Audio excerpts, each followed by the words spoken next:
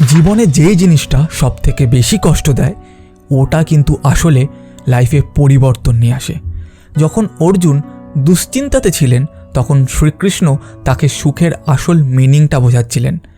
ইয়াতা দগ্রে বিষামেবা পরিণামম অমৃতা পামম, মানে প্রথম যা বিষের মতো তেতো লাগে কিন্তু অন্তিমে অমৃতের মতো মিষ্টি লাগে।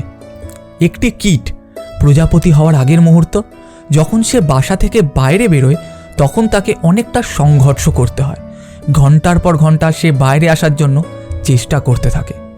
এর মধ্যে যদি কোনো মানুষ তাকে সাহায্য করার জন্য যে গুটিটা আছে, রেশম গুটি, সেটা কেটে দেয়, তখন সে বাইরে তো চলে আসবে কিন্তু কখনো উড়তে পারবে না, কারণ ওই স্ট্রাগেলের টাইমে তার পাখাতে জোর এবং রক্ত তৈরি হয় যা তাকে উড়তে সাহায্য করে। The whole struggle is actually a process and এই প্রসেসটাই হলো একটা রিওয়ার্ড।